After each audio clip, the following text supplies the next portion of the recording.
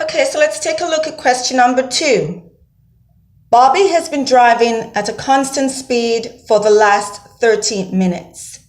If Bobby is traveling at a speed of 70 miles per hour, which equation best represents the relationship between time in hours and distance in miles D? Okay, teachers at this time, please pause the video and give the students about 2 minutes to solve this. Teachers at this time, please pause the video and give the students about 2 minutes to solve this. And after 2 minutes, we'll resume. We'll review it.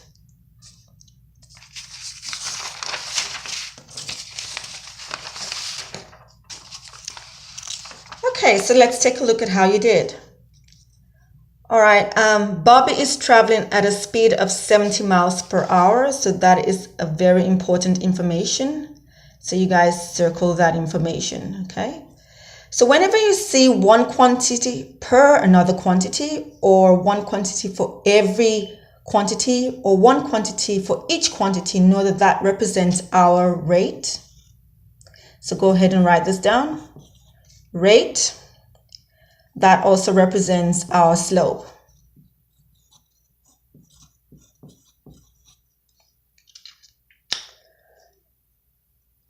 Okay, so we know that this is the hour is our independent variable, or our x, and the miles in distance is our dependent variable, or y. And this entire expression represents our rate. So we're going to write this down. The time, t is my x, is my independent variable.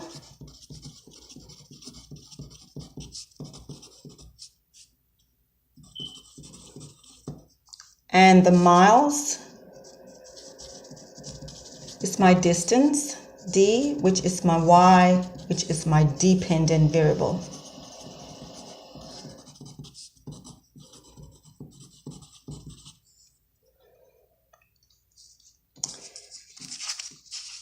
Okay, so I'm going to represent this in tabular form. So for every hour, Bob travels 70 miles.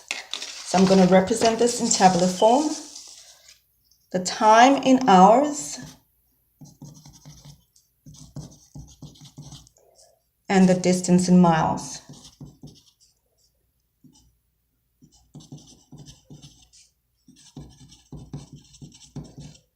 Okay, so for 1 hour, he travels 70 miles. For 2 hours, he travels 70 plus 70, which is 140, or 70 times 2, which is 140 miles. For 3 hours, he travels 70 plus 70 plus 70, which is 210, or 70 times 3, which is 210 miles.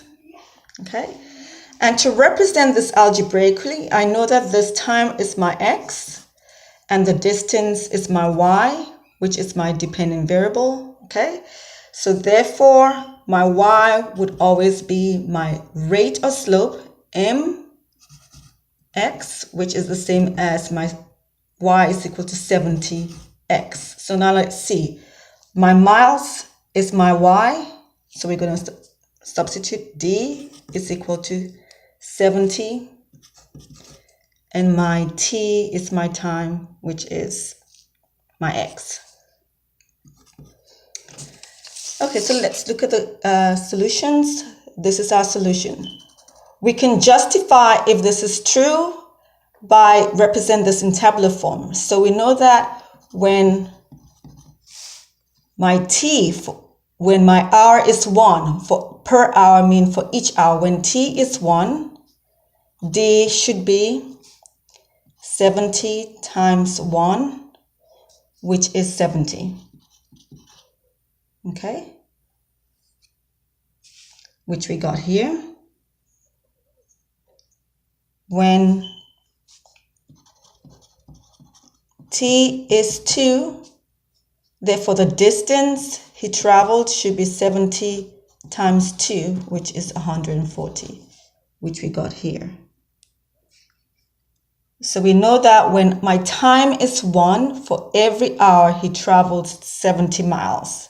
So we know that this equation reflects that expression because we have justified it. For every hour he traveled 70. First, for the next hour, we're going to add another 70, which is 140. For the third hour, we're going to add 70 plus 70. We can do 70 times 3, which is 210. So we added 73 times.